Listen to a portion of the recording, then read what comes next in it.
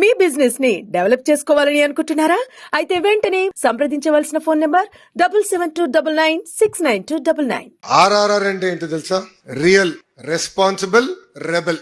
Real అనే విషయం, ఎందుకంటే వ్యక్తిగతంగా ఇద్దరం దాదాపు ఒక దశాబ్దం పాటు కలిసి ప్రయాణం చేసాం, మిత్రులుగానే ఉండిపోయాం.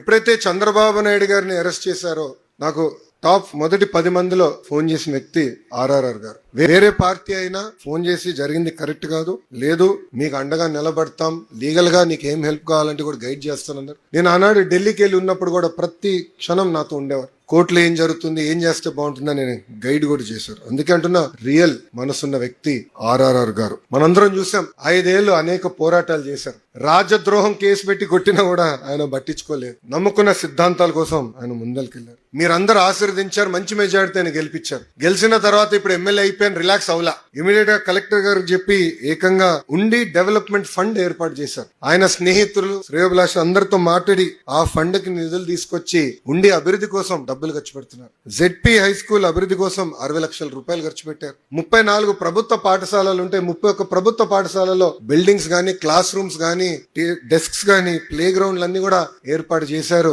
ఆర్ఆర్ఆర్ గారు. ఇంకా బీసీ వెల్ఫేర్, సోషల్ వెల్ఫేర్ హాస్టల్లో కూడా వాళ్ళకి కావాల్సిన బెడ్స్ కూడా ఆయన ఏర్పాటు చేశారు. పోలీస్ స్టేషన్ కూడా వదిలిపెట్టలేదు ఈయన. పోలీస్ స్టేషన్ అభివృద్ధి చేశారు. ఏ పోలీసులు అయితే ఆయన కొట్టారో వాళ్ళ కోసం సొంత నిధులతో వాహనాలు కొనిచ్చి ఇచ్చిన వ్యక్తి ఆర్ఆర్ఆర్ గారు.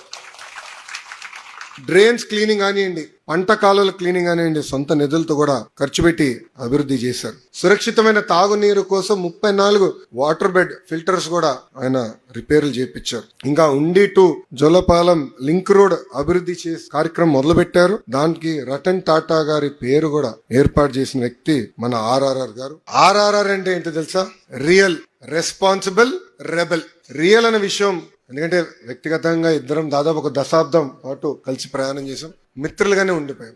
ఎప్పుడైతే చంద్రబాబు నాయుడు గారిని అరెస్ట్ చేశారో నాకు టాప్ మొదటి 10 మందిలో ఫోన్ చేసిన వ్యక్తి ఆర్ఆర్ఆర్ గారు. వేరే పార్టీ అయినా ఫోన్ చేసి జరిగింది కరెక్ట్ కాదు, లేదు మీకు అండగా నిలబడతాం, లీగల్ గా నీకు ఏం హెల్ప్ కావాలంటే కూడా గైడ్ చేస్తానన్నారు. నేను ఆనాడు ఢిల్లీకి వెళ్ళి ఉన్నప్పుడు కూడా ప్రతి క్షణం నాతో ఉండేవారు. కోర్టులో ఏం జరుగుతుంది, ఏం చేస్తే బాగుంటుందని నేను గైడ్ కూడా చేశారు. అందుకే అంటున్నా, రియల్ మనసున్న వ్యక్తి ఆర్ఆర్ఆర్ గారు. మనందరం చూసాం, 5 ఏళ్లు అనేక పోరాటాలు చేశారు.